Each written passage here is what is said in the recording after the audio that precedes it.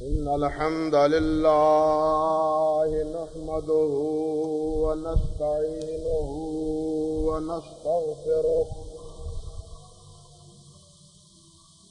ونعوذ بالله من شرور أنفسنا ومن سيئات أعمالنا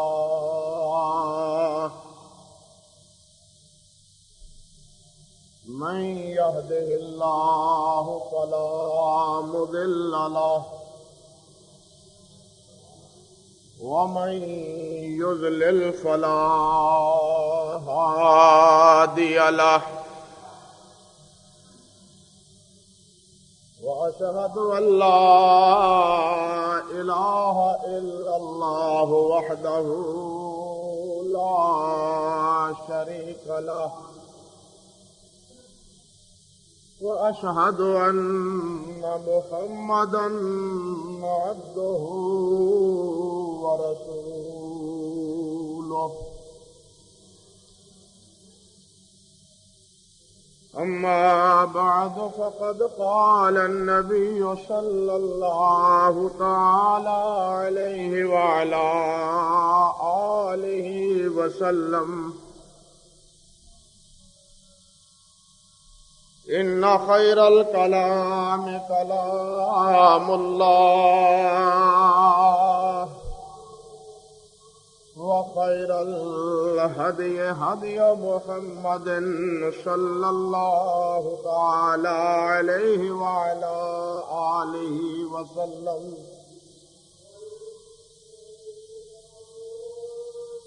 وشر الأمور محدثاتها وكل محدثة بدعة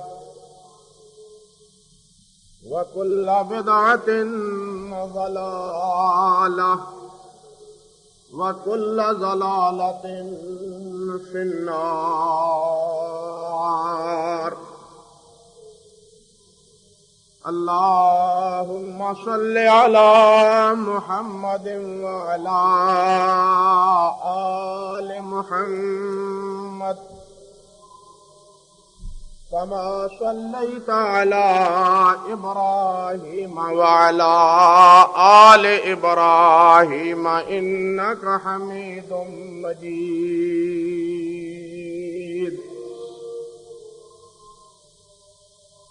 اللهم بارك على محمد وعلى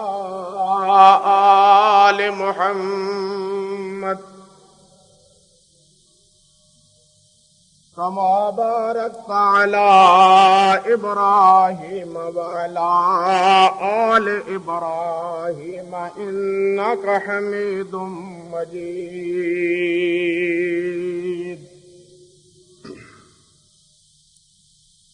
رب اشرح لي صدري ويسر لي أمري واحلل عقدة من لساني يفقهوا قولي. اللهم انفعنا بما علمتنا وعلمنا ما ينفعنا وزدنا علما. اللهم إنا نعوذ بك من علم لا ينفع ومن قلب لا يخشع ومن نفس لا تشبع ومن عين لا تدمع ومن دعوات لا يستجاب لها. أعوذ بالله السميع العليم من الشيطان الرجيم من همزه ونفخه ونفثه. بسم الله الرحمن الرحيم.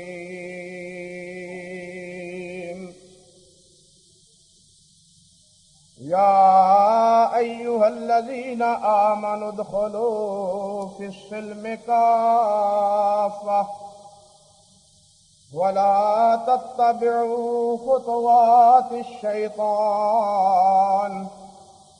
إنه لكم عدو مبين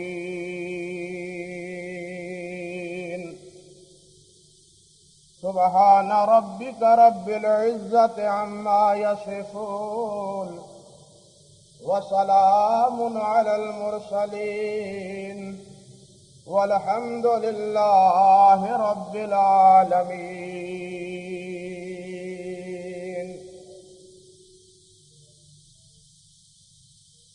محترم حضرات،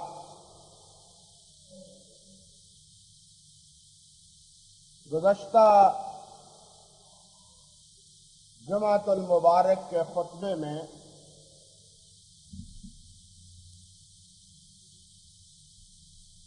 اسی آیت مبارکہ کے حوالے سے یہ بات عرض کر رہا تھا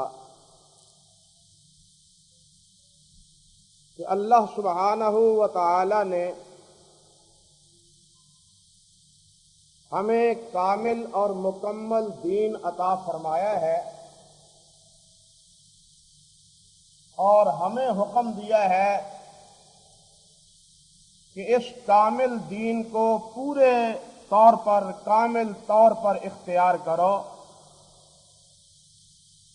یوں نہیں ہونا چاہیے کہ کچھ حصے پہ تو تم عمل کرو اور کچھ حصے کو نظر انداز کر دو۔ تمہارے لیے زندگی گزارنے کا ایک ہی طریقہ ہے، ایک ہی راستہ ہے، اور وہ طریقہ اور وہ راہ اسلام ہے، جس کی رہنمائی اللہ سبحانہ و تعالی نے اور اللہ کے پیارے حبیب حضرت محمد مصطفیٰ صلی اللہ علیہ وسلم نے کی ہے۔ اسلام اپنے اعتقادات یعنی عقائد کے حوالے سے، عبادات کے حوالے سے ہی نہیں کہ یہ دین اسلام عقائد کے بارے میں رہنمائی کرتا ہے یا عبادات کے بارے میں رہنمائی کرتا ہے، نہیں، بلکہ زندگی کے تمام معاملات کے بارے میں یہ دین اسلام ہماری رہنمائی کرتا ہے۔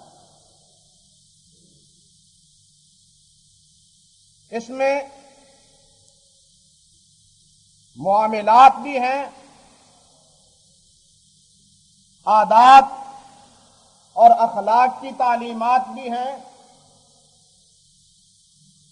معاشرت اور معیشت کے مسائل اور احکام بھی ہیں، غرضے کے زندگی کے کسی بھی لمحے میں ایسا نہیں ہے کہ اسلام کی اس کے بارے میں کوئی ہدایت اور رہنمائی ہمیں حاصل نہ ہو۔ اس کی اپنی ایک تہذیب ہے، اسلام کا اپنا ایک تمدن ہے اور اپنا ایک کلچر اور ادب ہے۔ اسلام مسلمانوں کو کائنات کا امام بنانا چاہتا ہے، متبوع بنانا چاہتا ہے، تابع محمل نہیں بنانا چاہتا۔ اسی لیے ایک امت کی حیثیت سے، ایک جماعت کی حیثیت سے اللہ سبحانہ و تعالی نے اس امت کا تعارف کروایا ہے اور اس کی پہچان کروائی ہے۔ یہ کسی بھی درجے میں، عقائد میں بھی، عبادات میں بھی، معاملات میں بھی کسی کا تابع دار نہیں ہے، پیچھے چلنے والا نہیں ہے، بلکہ اس کی اپنے اصول اور اپنے ضوابط اور اپنے قواعد، حتیٰ کہ نکاح کے معاملے میں بھی، کفن و دفن کے معاملے میں بھی نشست و برخاست کے معاملے میں بھی، لباس کے معاملے میں بھی اسلام نے ہماری رہنمائی کی ہے کہ تمہیں کس طرح زندگی گزارنا چاہیے، تمہاری معیشت اور معاشرت کس انداز کی اور کس طرح کی ہونی چاہیے۔ سارے احکام ابواب کے تحت محدثین رحمہم اللہ نے اس بارے میں نبی علیہ الصلوۃ والسلام کے ارشادات کو جمع کیا ہے۔ کسی چیز میں بھی اسلام غیروں کا تابع دار نہیں ہے، غیروں کے پیچھے نہیں چلتا۔ حلال اور حرام کا مسئلہ ہو، کھانے پینے کا مسئلہ ہو، آپ ذرا سورۃ مائدہ پڑھیں، اس کا پہلا رکوع، اس میں اللہ سبحانہ و تعالی نے حلت و حرمت کے مسائل کو اجاگر کیا ہے، واضح کیا ہے کہ کون کون سی چیزیں تمہارے لیے حرام ہیں، کیا کیا چیزیں تم کھا سکتے ہو، یعنی کھانے پینے کے حوالے سے اللہ رب العزت فرماتے ہیں حرمت علیکم المیتۃ والدم ولحم الخنزیر وما اہل لغیر اللہ بہ والمنخنقۃ والموقوذۃ والمتردیۃ والنطیحۃ وما اکل السبع الا ما ذکیتم وما ذبح علی النصب۔ یہ ساری چیزیں ہیں جن کے بارے میں اللہ نے فرمایا کہ یہ چیزیں تمہارے لیے حرام ہیں۔ میتا تمہارے لیے، مردار تمہارے لیے حرام ہے۔ غیر مسلم اس میں تمیز نہیں کرتا، ہندو سکھ اس میں تمیز نہیں کرتا۔ اگر عیسائی ذبح کرتا ہے تو وہ اللہ کا نام لے کے ذبح نہیں کرتا۔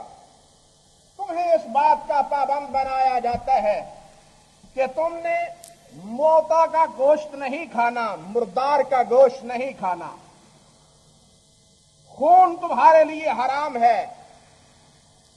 دوسرے اقوام خون بھی، بہتا ہوا خون، یہ رگوں کا دم مسفوح، یہ بھی چٹ کر جاتے ہیں، کھا جاتے ہیں۔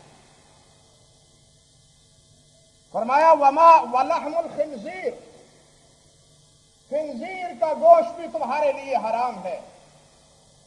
وما اہل لغیر اللہ بہ، اور جس پہ اللہ کے علاوہ کسی اور کا نام لیا جائے وہ بھی تمہارے لیے حرام۔ والمنخنقۃ والموقوذۃ، والمنخنقہ گلا دبا کے جس کو مار دیا جائے وہ بھی تمہارے لیے حرام۔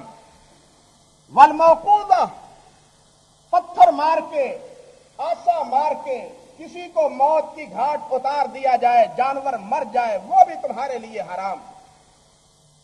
والمتردیہ، اوپر سے نیچے گر جائے، پہاڑ سے نیچے، چوبارے سے نیچے گر کے مر جائے، وہ بھی تمہارے لیے حرام۔ والنطیحہ، آپس میں جانور لڑ بھڑ جائیں اور ایک کے مارنے سے دوسرا مر جائے، وہ بھی تمہارے لیے حرام۔ وما اکل السبع، درندے کو جس نے کھایا ہے وہ بھی تمہارے لیے حرام۔ الا ما ذکیتم، الا ما ذکیتم، ہاں اگر ان جانوروں میں کوئی زندگی کی رمق موجود ہے، سانس باقی ہے، پھر آپ اس کو ذبح اللہ کا نام لے کے کر لیتے ہیں، تب تمہارے لیے حلال ہے، ورنہ یہ تمہارے لیے حرام ہے۔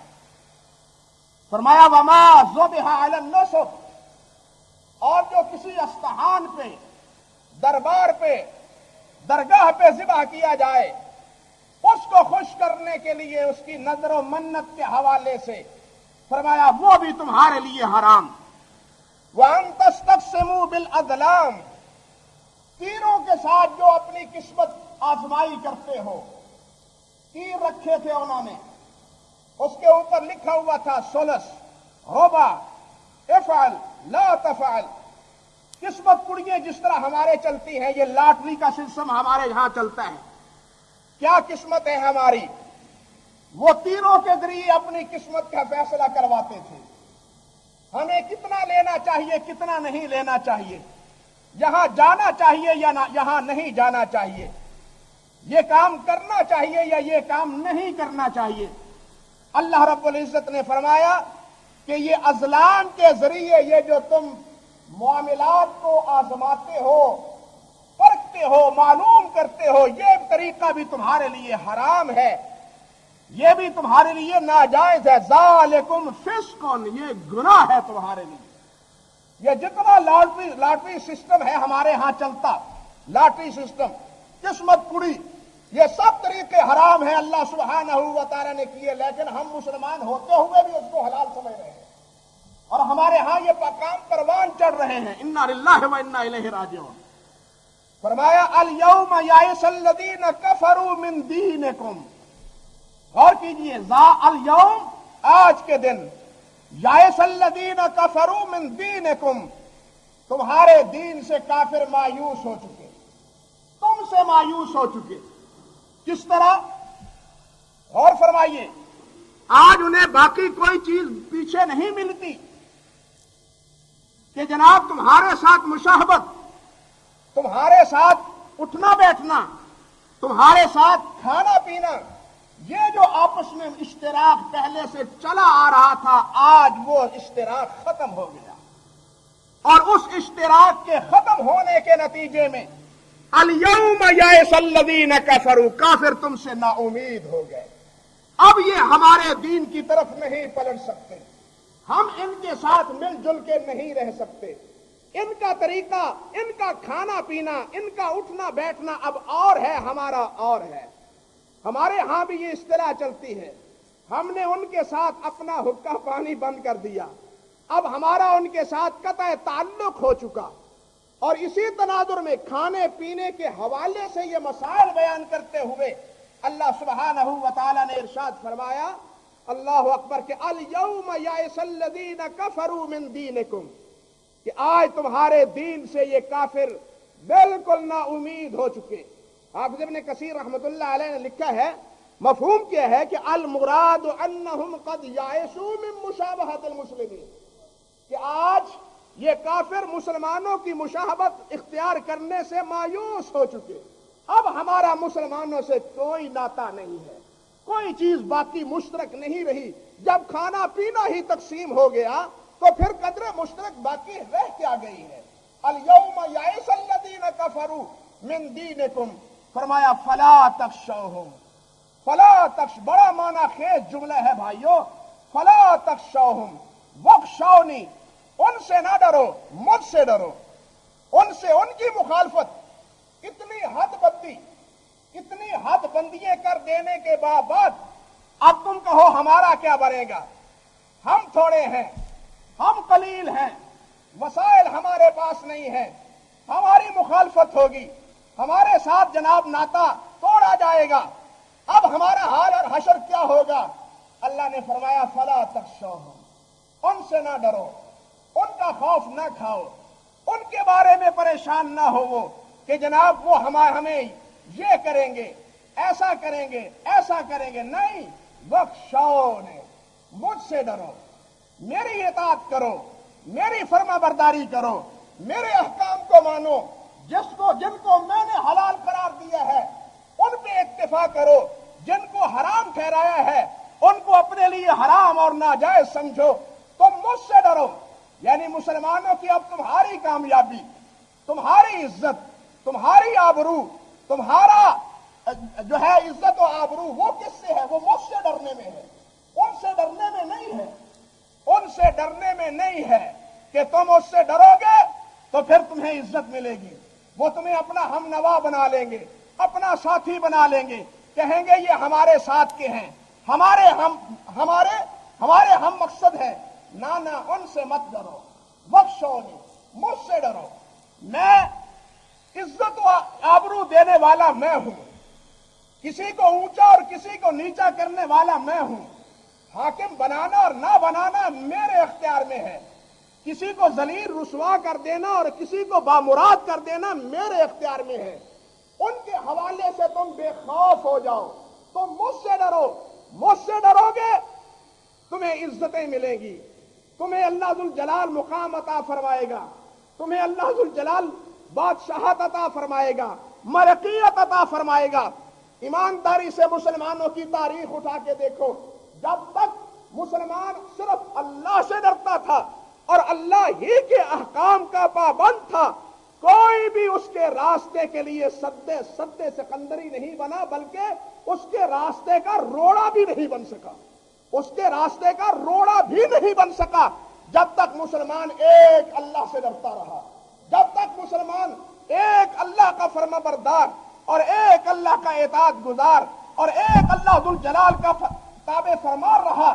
اور جب مسلمان نے اللہ سے ڈرنا چھوڑ دیا، اللہ کے بندوں سے ڈرنا شروع کر دیا، ان سے خوف کھانا شروع کر دیا، اللہ کی اطاعت کی بجائے دوسروں کی اطاعت، کافروں کی اطاعت، یہودیوں کی اطاعت، نصرانیوں کی اطاعت شروع کر دی، اس وقت سے مسلمان ذلت، رسوائی، پستی، ہزیمت کا شکار چلا آ رہا ہے۔ اللہ نے تو روز اول ہی یہ بات کہہ دی تھی کہ بخشونی، مجھ سے ڈرو، فلا تخشوہم۔ اور اسی آیت کے بعد غور کیجئے، پھر اللہ فرماتے ہیں الیوم اکملت لکم دینکم واتممت علیکم نعمتی ورضیت لکم الاسلام دینا۔ آج کے دن میں نے تمہارا دین مکمل کر دیا، وہ دین اسلام تمہیں مکمل دے دیا۔ الیوم اکملت لکم دینکم، یہ آیت آپ سب جانتے ہیں کہ کب نازل ہوئی؟ حجۃ الوداع کے موقع پہ، عرفات کے میدان میں جمعے کے روز نبی علیہ الصلوۃ والسلام پہ یہ آیت نازل ہوئی۔ لیکن نبی علیہ السلام نے اس آیت کو رکھوایا کہاں اس کو مرتب کیا؟ کس صورت میں نبی علیہ السلام کو اس کو رکھا؟ حالانکہ یہ صورت مائدہ یہ 6 یا 7 ہجری میں نازل ہوئی، فتح مکہ سے پہلے۔ لیکن جب آیات کی ترتیب رکھی ہے تو نبی علیہ السلام نے فرمایا کہ الیوم اکملت لکم دینکم، اس آیت کو یہاں المائدہ میں رکھو، پہلے رکوع میں رکھو، حلت و حرمت کے مسائل میں رکھو، کھانے پینے کے آداب اور احکام کے حوالے سے اس کو رکھو۔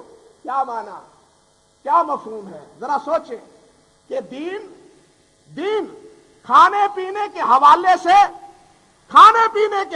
سے، حلت و حرمت کے حوالے سے، جائز اور ناجائز ہونے کے حوالے سے گویا دین آپ مکمل ہو گیا ہے۔ یہ جائز ہے، یہ ناجائز ہے، یہ حلال ہے، یہ حرام ہے، یہ تمہیں کرنا چاہیے، یہ نہیں کرنا چاہیے، یہ ساری چیزیں اللہ اور اللہ کے رسول صلی اللہ علیہ وسلم نے ہمارے لیے واضح کر دی۔ بھائیو، راستہ تو بالکل ہمارے لیے شفاف ہے، ہم خود الجھن کا شکار ہو کے رہ جائیں، ہم خود پگڈنڈیوں میں الجھ کے رہ جائیں تو یہ قصور ہمارا ہے۔ اسلام نے تو صراط مستقیم بتلایا ہے، سیدھا راستہ بتلایا ہے، شارٹ کٹ راستہ بتلایا ہے، اللہ ذوالجلال والاکرام کی رضا اور اللہ وحدہ لا شریک کی خوشنودی کا۔ عرض کرنے کا مقصد یہ تھا، یا یہ عرض کر رہا تھا کہ اسلام نے مسلمان کو ایز اے امت کھڑا کیا ہے، دوسری امتوں کے مقابلے میں، دوسری امتوں کے تقابل میں، اور اس کی تہذیب، اس کے لیے حلال، اس کے لیے حرام، ان کا تمدن، ان کا کلچر، یہ دوسروں سے اللہ اور اللہ کے رسول نے مختلف قرار دیا۔ کسی بھی مسئلے میں دوسروں کے ساتھ اسلام مشاہبت، دوسروں کے ساتھ اسلام کی آپس میں مقارنت، یہ اسلام نے گوارا نہیں کی کسی حوالے سے بھی۔ آپ عقائد لے لیں، آپ عبادات لے لیں، آپ معاملات لے لیں، آپ وضع و قطع لے لیں، لباس لے لیں، اسلام نے ہمارے لیے ایک رہنما اصول دیے ہیں، قواعد دی ہیں، بتلایا ہے کہ یہ تم نے اس ڈھب کا لباس پہننا ہے، تمہاری وضع قطع اس انداز کی ہونی چاہیے۔ مجھے آپ بتلائیں اور سوچیں، ذرا دیکھیں اسی حوالے سے کچھ باتیں۔ نبی علیہ الصلوۃ والسلام نے ارشاد فرمایا، یعنی یہ نہیں کہ ان کا عقیدہ اور ہے، ہمارا عقیدہ اور ہے، ان کی عبادات اور ہیں، ہماری عبادات اور ہیں، نہیں، بلکہ ہر معاملے میں اللہ سبحانہ و تعالی نے اور نبی کریم صلی اللہ علیہ وسلم نے اس امت کو دوسروں کے اشتراک سے محفوظ کیا ہے، بچایا ہے کہ یہ ہے تمہاری تہذیب، یہ ہے تمہارا کلچر، یہ ہے تمہارے معاملات، تم نے ان کی پابندی کرنا ہے۔ اب دیکھیے اسلام کہتا ہے، نبی علیہ السلام نے فرمایا خالف المشرکین۔ اب یہ عبادات کا معاملہ نہیں ہے، اعتقادات کا مسئلہ نہیں ہے، بلکہ کیا ہے؟ فرمایا خالف المشرکین۔ گزشتہ خطبے میں آپ سن رہے تھے کہ کئی عبادات کے معاملے میں بھی نبی علیہ السلام نے فرمایا خالف الیہود، خالف النصارى، ان کی مخالفت کرو۔ اس ارشاد میں کیا فرمایا؟ خالف المشرکون، مشرکین کی مخالفت کرو، مشرکوں کی مخالفت کرو۔ کیا کرو؟ احفظ الشوارب، یہ مونچھیں ان کو نیچا کرو، کٹاؤ، ان کو کٹاؤ، چھوٹا کرو۔ بڑی بڑی مونچھیں، بڑی بڑی مونچھیں۔ ایک دفعہ لطیفے کی بات ہے، حضرت مولانا شمشان صاحب رحمۃ اللہ علیہ یہ یہاں منتر گلی میں تشریف لائے، گاہے بگاہے تشریف لے آتے تھے۔ بیٹھے تھے درس کے بعد، ساتھی رفقا بیٹھے تھے، کسی نے کہا وہ جی فلاں آدمی کی تو مونچھ بڑی بڑی مونچھ ہے اور اس کی مونچھ پہ نیمبو ٹک جاتا ہے، اتنی بڑی مونچھ ہے نیمبو ٹک۔ وہ کہنے لگے سادہ سی زبان سے، ہمیں کیا، تو ہمیں چھتر ٹکا اتارے دے، نیمبو کی چھتر ٹک اتارے تھے، منہ تے چھتر ہی لا لے۔ اللہ اکبر۔ نبی علیہ السلام نے فرمایا احفظ الشوارب، مونچھوں کو نیچا کرو، واحفظ اللحیٰ، تم مونچھوں کو بڑھاتے ہو، اس کی وجہ داڑھی کو بڑھاؤ۔ اور یہ کیا ہے؟ خالف المشرکین، مشرکوں کی اس کے ساتھ مخالفت ہے۔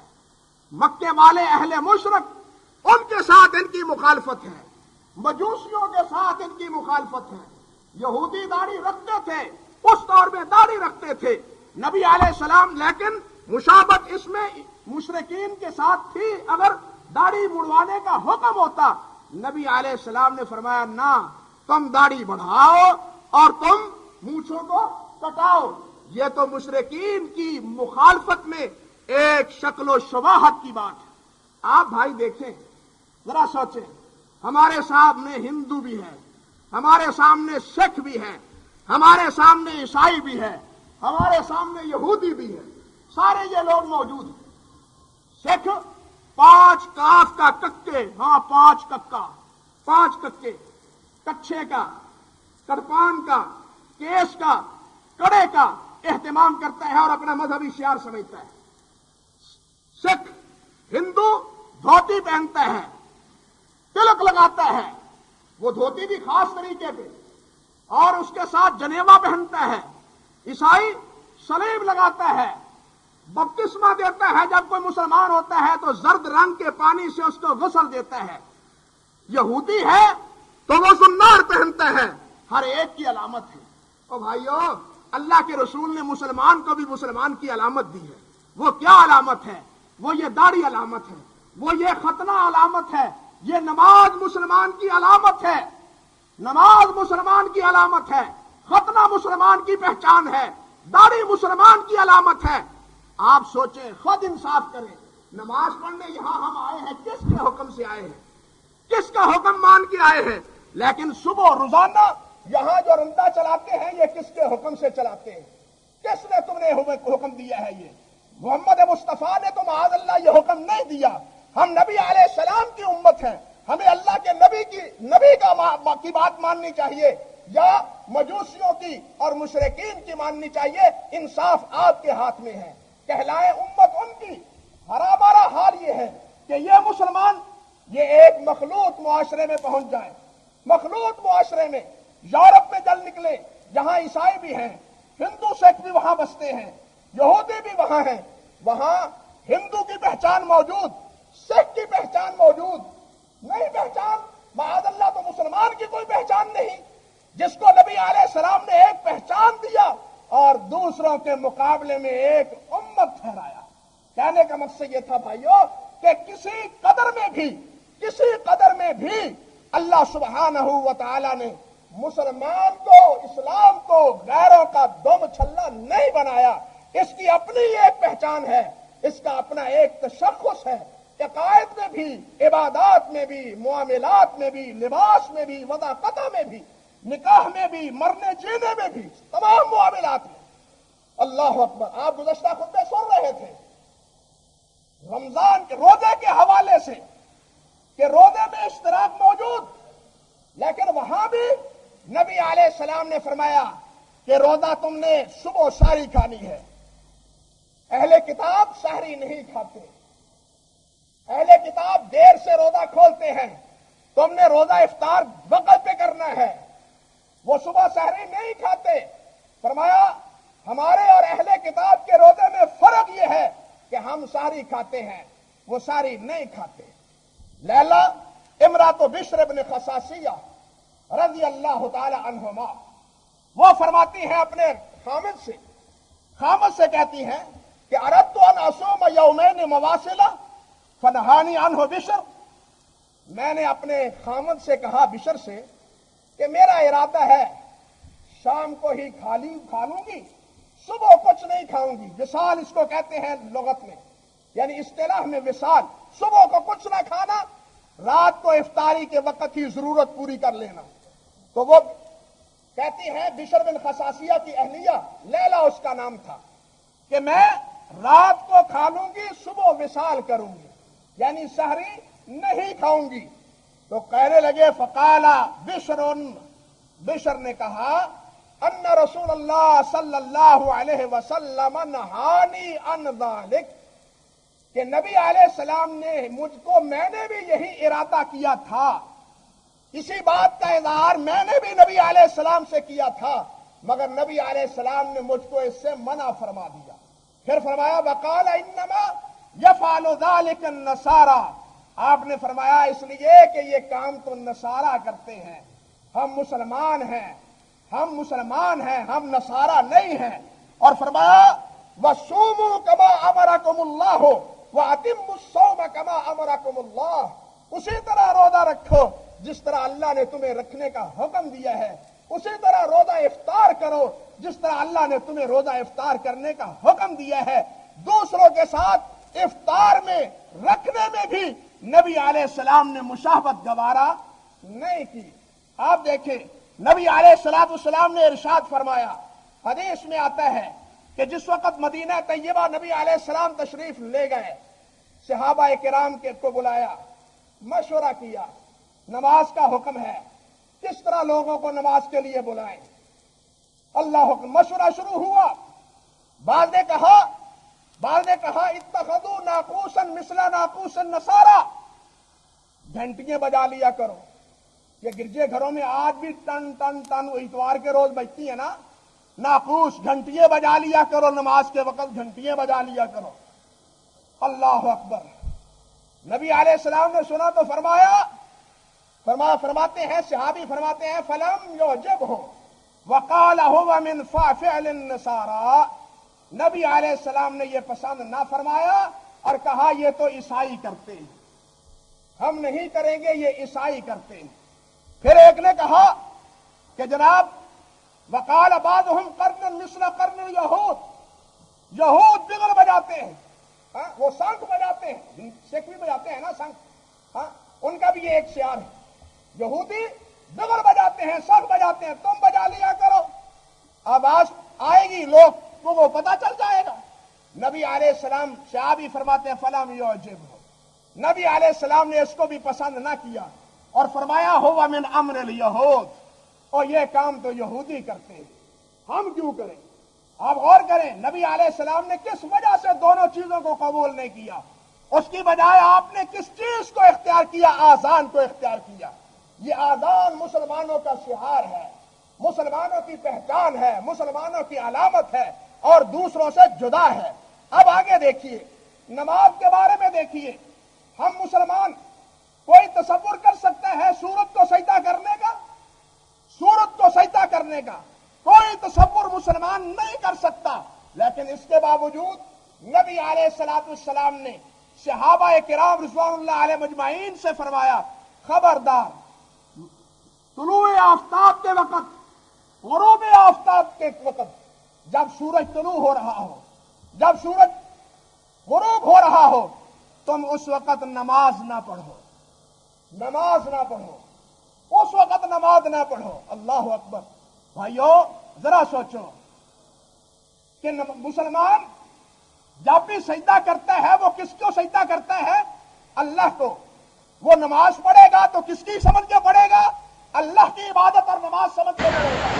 لیکن یہ غروب اور طلوع کے وقت سے بڑا بربادی چاہیے، عبادت کرنے سے روک دیا اللہ کے نبی نے، کیوں؟ یہ نبی علیہ السلام نے بتایا کہ جو کافر ہیں سورج کے وقت وہ طلوع آفتاب کے وقت اور غروب آفتاب کے وقت سجدہ ہے، اور جو ہے سورج کے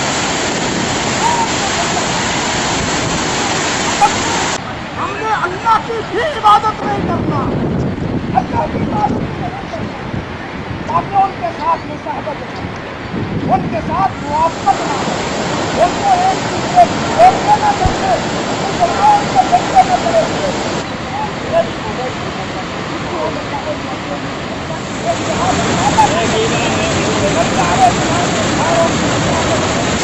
کس طرح روکا ہے؟ حدیث میں آتا ہے نبی علیہ الصلوۃ والسلام نے فرمایا اذا صلی احدکم فلیصلی الی سترہ ولیدن منہا۔